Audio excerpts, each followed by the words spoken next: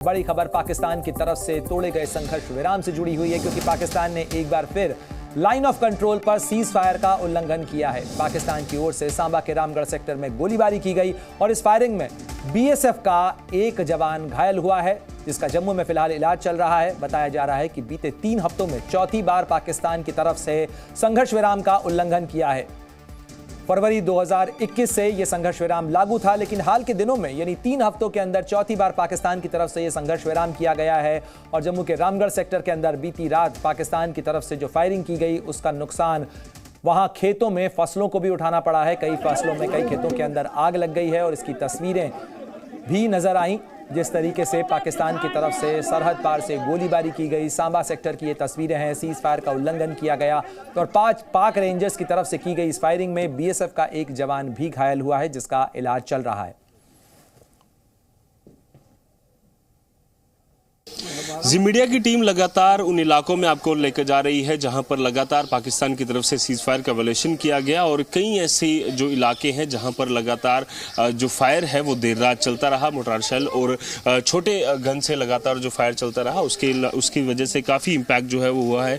एक गाँव में हम यहाँ पर मौजूद हैं, बॉर्डर के इलाके में, जहाँ पर अब बच्चे स्कूल जाने के लिए तैयार हैं, बट बस जो है वो यहाँ तक नहीं पहुँच सकती। कुछ यहाँ पर बच्चे छोड़ने जा रहे जो उनके गार्डियंस हैं वो हमारे साथ हैं। हम देख रहे हैं बच्चों को आप छोड़ने जा रहे हैं, यहाँ भी फायर हुआ रात भर। सर सुनने में आ रहा है कि हमारे गांव के पास जो शमशान घाट है वहाँ पे भी मतलब गोले वगैरह शेलिंग हुई है, पड़े हैं गोले वगैरह। तो अभी स्कूल वालों ने हमें मतलब फ़ोन किया हुआ है कि वो आपके गांव में गाड़ी नहीं आएगी, तो दूसरे गांव में हम अपने बच्चों को छोड़ने के जा रहे हैं कि स्कूल बस में पहुंचा दें इनको वहाँ पे। ऐसे रोज यहाँ आती थी बस? हाँ जी, डेली आती थी। सिर्फ आज मतलब रात को ज़्यादा हुई है शेलिंग। ऐसे तो इधर सही वगैरह में वहाँ पे होती है, लेकिन अभी हमारे गाँव में भी इधर सुनने को आ रहा है कि पड़े हुए हैं गोले। तो देर रात चलती रही फायर? जी सर, सुबह 4 बजे के करीब थोड़ी शांति दिखी हमें। तो कितनी देर बाद फायर हुआ? पहले होती थी शेलिंग यहाँ पर? सर पहले हमारे यहाँ पे शेलिंग मतलब होती थी, ऐसे नहीं है कि नहीं होती है। जब भी अभी पहले सही वगैरह में हो रही थी, यहाँ 2-3 साल हो गया नहीं हुई है, लेकिन अभी फिर से वही काम शुरू हो गया है। तो मतलब ये कभी हमें रात को बच्चों को लेके जाना भी पड़ता है यहाँ से, 3-3 4-4 दिन हमें यहाँ से उठ के मतलब दूसरे गांव में रहना पड़ता है।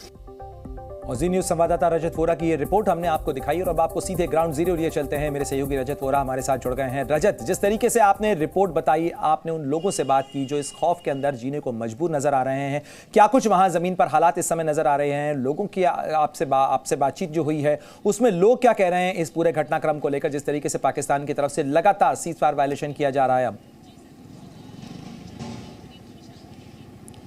जी प्रणय, लगातार लोग दहशत में ज़रूर हैं, क्योंकि लगातार पिछले 2 ही हफ्ते की बात करें तो 4 बार सीज फायर का वायलेशन किया गया है। पहले अरनिया सेक्टर में 17 अक्टूबर को, फिर उसके बाद एक बार फिर से अरनिया सेक्टर में 26 अक्टूबर को सीज फायर का वायलेशन किया गया, जिसमें कि 2 जवान इंजर्ड भी हुए थे। इसके अलावा कश्मीर घाटी के कुपवाड़ा ज़िले में सीज फायर का वायलेशन और अब सांबा ज़िले के रामगढ़ में लगातार जो पाकिस्तान की तरफ से हिमाकत की जा रही है उससे लोग ज़रूर दहशत में हैं। पर कहीं ना कहीं लोगों को एक चीज़ का आश्वासन ज़रूर है कि जो सरकार की तरफ से पिछले कुछ सालों में बंकर्स यहां पर बनाए गए थे उससे कहीं ना कहीं राहत जरूर है।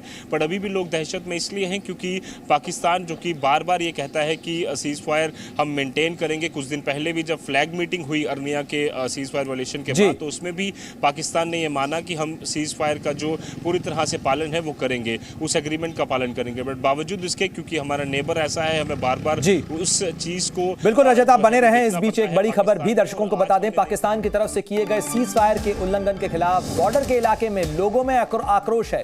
लोग पाकिस्तान के खिलाफ बड़ी कार्रवाई की मांग कर रहे हैं।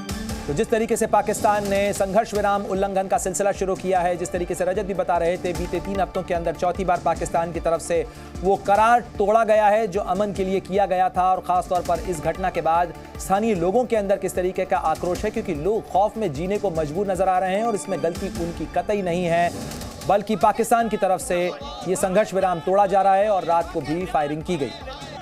गुस्से में है, आक्रोश में है, पाकिस्तान के खिलाफ बड़ी कार्रवाई की मांग कर रहे हैं। किस तरह से गुस्सा पाकिस्तान के खिलाफ हम देख रहे हैं, लगातार आप लोग पाकिस्तान के खिलाफ नारेबाजी भी कर रहे हैं। हम तो ये कहना चाहते हैं भी हमारी पहली फसल तो खराब है, तो आगे वाली जुताई नहीं होगी अभी, क्योंकि 1 महीना हो गया हमने धान को पानी लगाए हुए, वो सूख रहा है नीचे से, बत्तर बोलते हैं हम, ठीक है।